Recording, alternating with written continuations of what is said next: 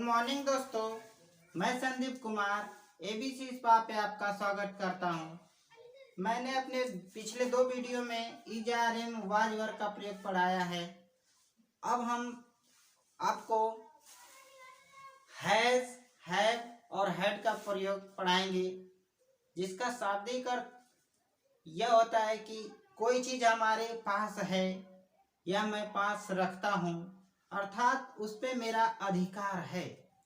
तो ये सब प्रयोग हैज, हैव और हैड में चला जाएगा। तो आइए पढ़ते हैं हैज, हैव तथा हैड का प्रयोग। ये हैज, हैव, हैड, इन दोनों का प्रयोग प्रेजेंट टेंस में होता है। इसका प्रयोग पास्ट टेंस में होता है।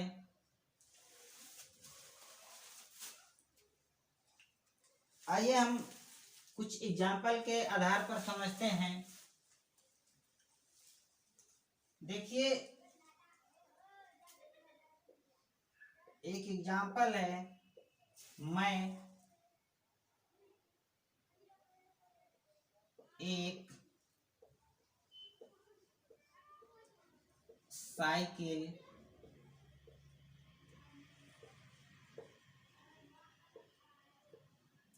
रखता हूँ।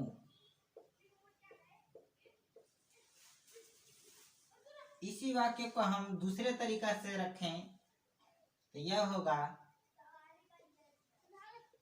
कि मेरे पास एक साइकिल है।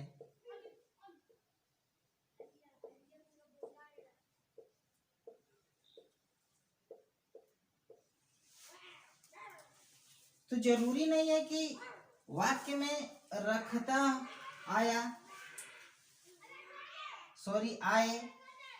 या पास आए।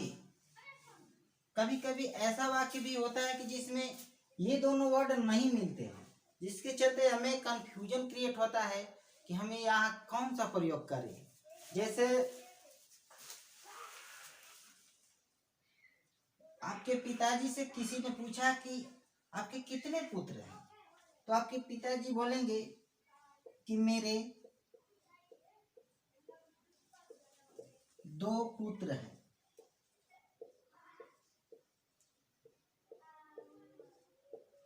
या पुत्री के बारे में पूछेंगे तो मेरी 2 पुत्रियां हैं।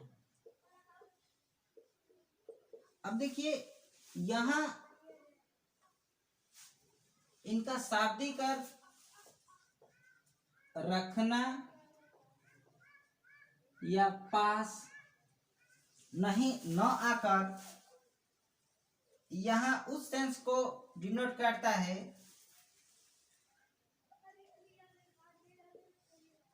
अधिकार को डिनोट करता है यहाँ।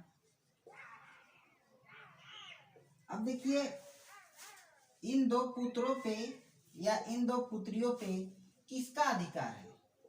मेरे, अर्थात आपके पिताजी का है। तो भी यहाँ इन्हीं वर्ब्स में से कोई एक यूज होगा।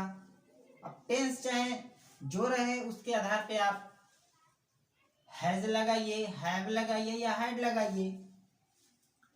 तो हमें वाक्य का फॉर्मेशन समझ में आए तो हम अपनी प्रयोग को दृढ़ बना सकते हैं। आइए हम इसका अंग्रेजी बनाते हैं।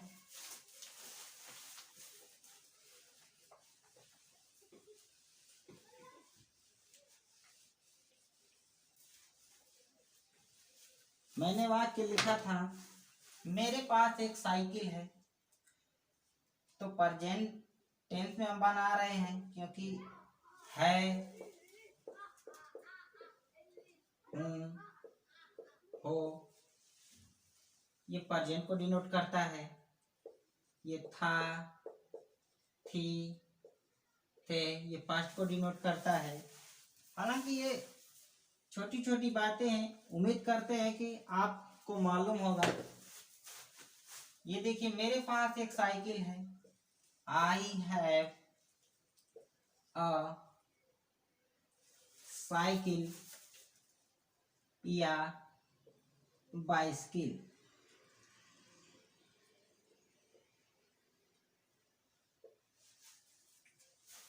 अब देखिए मेरी दो पुत्रियां हैं। उस केस में भी आपको इन्हीं में से कोई एक मिलेगा, तो आई के संग हैव लगेगा, क्योंकि यहाँ भले ही ये सिंगुलर में यूज हो रहा है, लेकिन इसके संग वर्ब हमेशा प्लूरल लगेगी। सॉरी, कभी प्लूरल लगेगी, कभी सिंगुलर लगेगी, तो यहाँ आपका प्लूरल लगेगा। आई हैव टू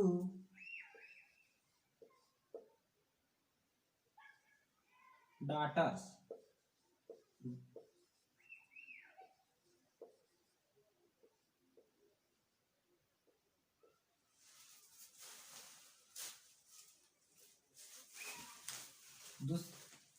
तीसरे वाले वाक्य का हम खंडन करेंगे। आई हैव टू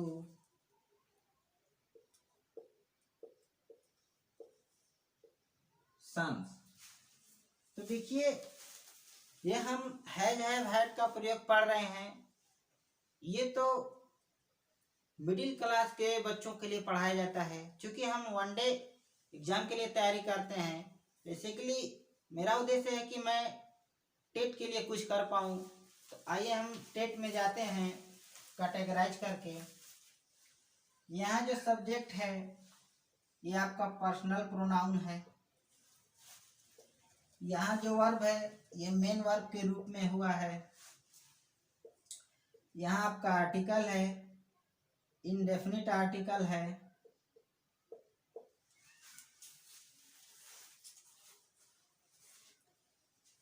ये आपका कॉमन नाउन है। यहाँ देखिए ये भी पर्सनल प्रोनाउन, मेन वर्ब। अब देखिए यहाँ जो डाटर्स है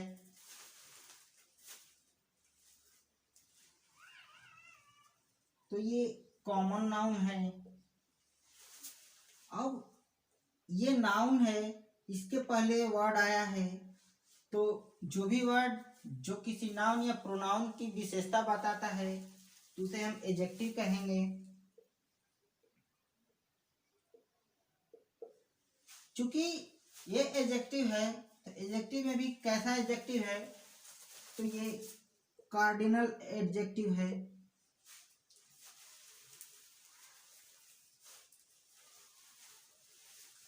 यहाँ आपका पर्सनल प्रोनाउन है, ये आपका मेन वर्ब है, यहाँ आपका कॉमन नाउन है। फिर से आपका आ गया एडजेक्टिव, क्योंकि ये नाउन की विशेषता बता रहा है कि कितने नाउन हैं, अर्थात कितने पुत्र हैं, तो 2 हैं। ये आपका कार्डिनल एडजेक्टिव है और इसका हिंदी अर्थ निकलता है निश्चित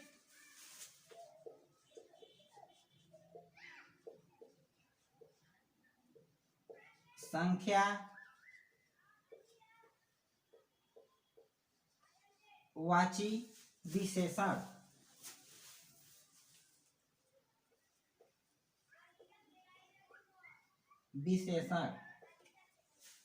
देखिए मैं बार बार आइडेंटिफाई कर रहा हूं, इससे आपको घबराना नहीं है।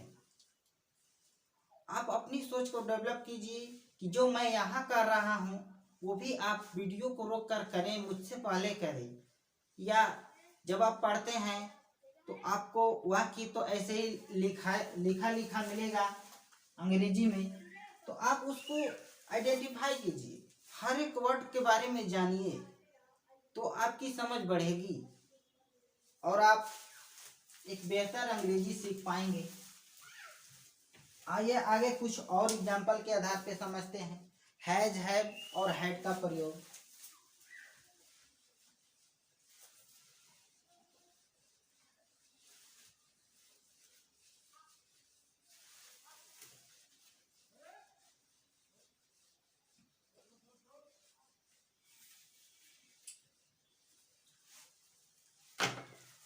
अगर यह वीडियो 12 क्लास तक के बच्चे अगर देख रहे हैं तो इनको ध्यान से जरूर पढ़ें, क्योंकि उनका जो 10 नंबर का हिंदी टू अंग्रेजी आता है ट्रांसलेशन करने के लिए, उसमें ये बहुत फायदेमंद होगा।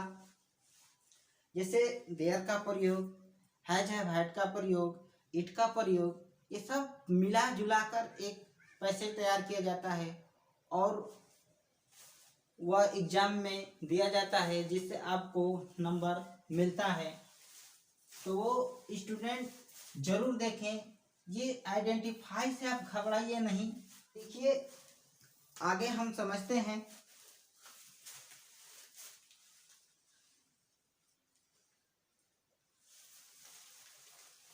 एक स्टोरी के माध्यम से समझते हैं।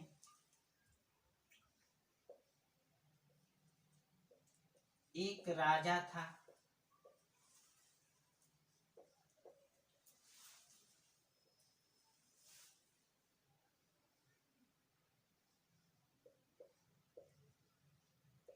उसके 4 पुत्र और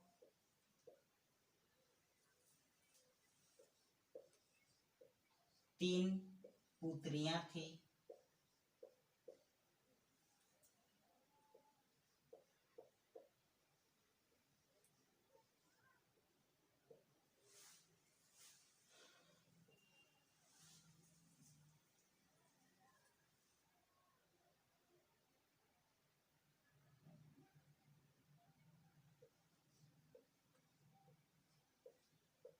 पहले लड़के का नाम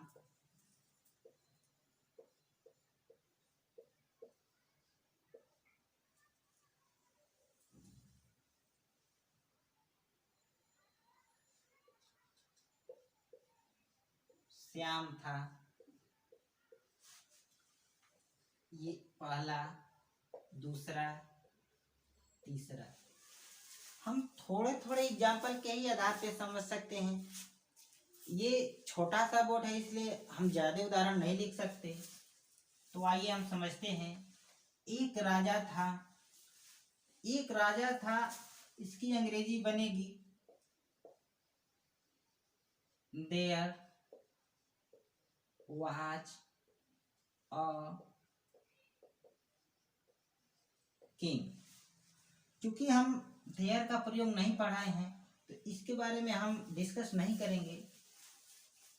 अब देखिए हम जो प्रयोग पढ़ा रहे हैं वो यहाँ से शुरू हो रहा है। उसके 4 पुत्र और 3 पुत्रियां थी।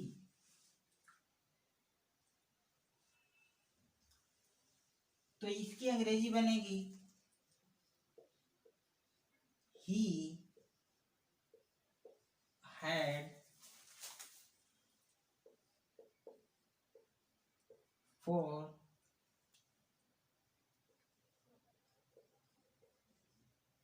sons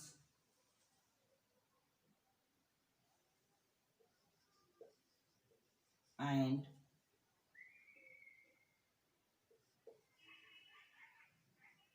3 daughters।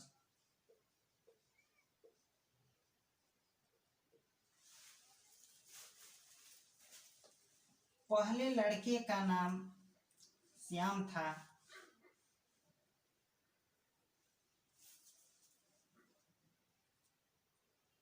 तो यहाँ देखिए सब्जेक्ट का हम चुनाव करते हैं। पहले लड़के का नाम, इतना आपका सब्जेक्ट है। यहाँ आपका वर्ब है, ये आपका ऑब्जेक्ट है। तो पहले लड़के का नाम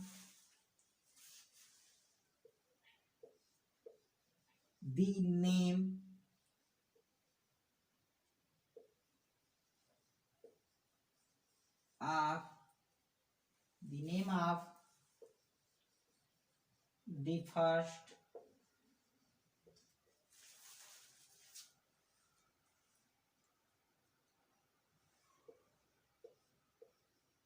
son was